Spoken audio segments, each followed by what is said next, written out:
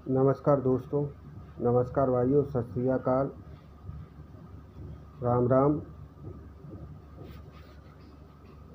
आज मैं आपको यहाँ कुछ मध्य प्रदेश सरकार द्वारा चलाई गई स्कीम मुख्यमंत्री स्वरोजगार योजना, जिसमें कितना बड़ा फ्रॉड सरकार द्वारा किया जा रहा है। जितने लोगों को अभी तक लोन दिया गया है उनकी सब्सिडियाँ वापस नहीं आई, इंटरेस्ट सब्सिडियाँ वापस नहीं दी गई। लॉकडाउन के बाद तो ये बुरी स्थिति है कि अभी तक 2 साल तक इंटरेस्ट सब्सिडी नहीं दी गई, जबकि वो हर 6 महीने में अपनी वापस आनी चाहिए। ये उनके द्वारा जो नोटिस जारी किया गया उसमें लिखा हुआ है। आप यहाँ पर अगर अपनी एक किस्त चूकते हो तो उस पर ब्याज और ब्याज का ब्याज लगता है, लेकिन ये सरकार अभी 6 महीने से साल 2 साल से जो नहीं दे पा रही है पेमेंट। अधिकारियों का ये कहना है कि सरकार पे अभी पैसा नहीं है, सरकार के पास अभी बजट नहीं है। तो आप एक बात बताइए, जब ये चीज़ें मेरे पास रिकॉर्डेड हैं, मैं आपको दिखा सकता हूँ, सुना सकता हूँ, और मैंने काफ़ी सारी इस चीज़ को लेकर कंप्लेंट डाली हैं। मेरी खुद की 4.5 लाख रुपए के तकरीबन सब्सिडी अभी तक गवर्नमेंट पे निकल रही है, और अभी पिछले मार्च से अब आने वाले मार्च तक अगर आप निकालेंगे तो 4 लाख के करीब फिर हो जाती है। आप इस पे बताइए, इस सब्सिडी को अगर ये मुझे टाइम पे देंगे तो 4 लाख रुपए का मेरा ब्याज बचेगा। जो मुझ पे एक्स्ट्रा ब्याज लग रहा है, जो अभी मैं लॉकडाउन के बाद से किस्तें भरने में मैं लेट हो रहा हूँ, मैं ड्यू हो रहा हूँ, वो सारी चीज़ों पे अगर मेरा मानसिक एक दबाव मेरे ऊपर जो बैंक द्वारा बनाया जाता है, मैं किस्त भरने का जो मेरे ऊपर एक हेडेक रहता है, वो सारी चीज़ें अगर मेरी ये सब्सिडी आ जाती है तो मेरी ब्याज उस पर कम होती है, मेरे को किस्त भरने की टेंशन थोड़ी कम होती है। इसमें ये मुझसे मेरे पास ऑन रिकॉर्ड है जो बैंक द्वारा दिया गया, जिसमें मेरी किस्त में से 12,890 रुपये, मतलब मेरी 32,000 रुपये की किस्त में से 12,890 रुपये ये इंटरेस्ट सब्सिडी जो मुझसे ली जाती है और जो 6 महीने बाद मुझे वापस की जाती है। लेकिन मुझसे अभी तक ये सिर्फ एक बार शुरुआत में 2017 के बाद केवल एक ही बार मुझे ये वापस की गई है। 2017 के बाद अभी तक ये सब्सिडी मुझे नहीं दी गई। आज 2022 हो गई। इसके लिए मैंने बैंक में कंप्लेंट डाली, PMO पे डाली मैंने 181 जो हमारे मुख्यमंत्री साहब की चल रही है शिकायत के लिए, उस पर मैंने डाली, लेकिन कहीं से कोई सुनवाई नहीं है। बैंक कहता है DIC कहती है बैंक से 181 पे मुख्यमंत्री की उस पर बात करें तो वो कहते हैं कि ये हमारे क्षेत्र दायरे से बाहर है। अब मुझे ये बताइए, मैंने बैंक में जो कंप्लेंट डाली उनका मेरे पास ये जवाब आया जिसमें उन्होंने DIC का ब्यौरा दिया।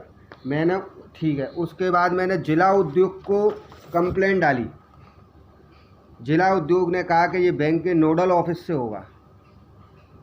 अब बैंक के नोडल ऑफिस में डालो तो बैंक कहती है, नोडल ऑफिस के जो अधिकारी हैं मैनेजर सर, उनका नाम मुझे नहीं पता क्योंकि मेरी कॉन्फ्रेंस में बैंक मैनेजर के थ्रू बात हुई। उनका ये कहना है कि सरकार पे अभी पैसा नहीं है, ये तो ऐसी ही आएगी। अरे यार, एक चीज़ बताइए, जिस देश में राजा के पास पैसा नहीं है तो प्रजा कहाँ से पैसा जमा करे। हम एक किस्त बनने में लेट होते हैं तो उस पर पेनल्टी, फिर उस पर एक्स्ट्रा ब्याज लगता है। लेकिन अब जो मेरी 2-3 साल से जो सब्सिडी नहीं आई है उस पर ब्याज और पेनल्टी कौन देगा।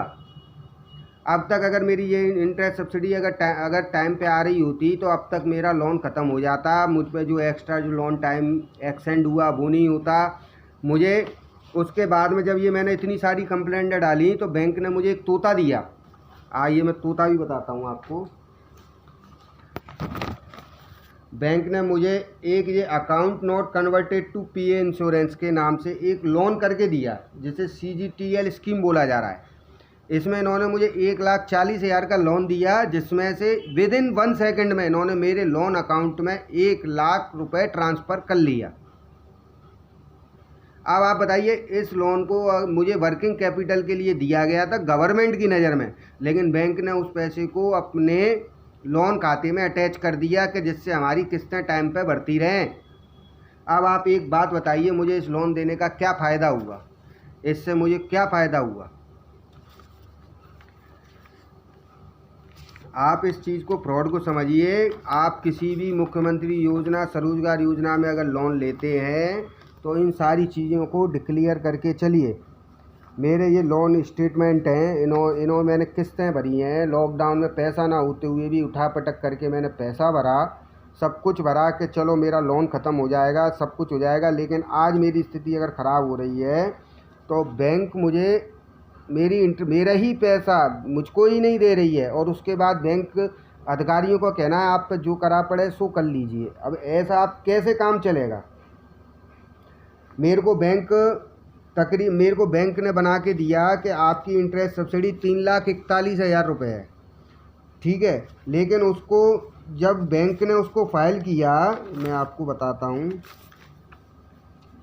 जब मैंने उस सब्सिडी को फाइल किया तो वो सब्सिडी मात्र 1,83,000 रुपये रह गई। उसके बाद उन्होंने दोबारा से मेरे को एक और लेटर जारी किया जिसमें 2,53,000 हो गई, जबकि बैंक मैनेजर ने मुझे मेरा जो इंटरेस्ट सब्सिडी बना के दी थी 3,41,000 रुपये की बना के दी थी रिटर्न में, और जब उन्होंने फाइल करी तो 2,53,000। अब बताइए, मेरी आंखों के सामने इतना बड़ा फ्रॉड हो रहा है। अब इसमें क्या किया जाए? ये देखिए, इतनी कंप्लेंट करने के बावजूद भी मेरा निष्कर्ष जीरो निकलता है। लास्ट में ये कहते हैं कि सरकार पे पैसा नहीं है।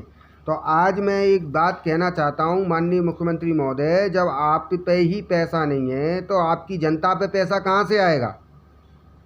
मैं एक भी किस्त अब बैंक की नहीं भरूँगा, और जिसके लिए बैंक जिम्मेदार, आप जिम्मेदार और आपका प्रशासन जिम्मेदार है।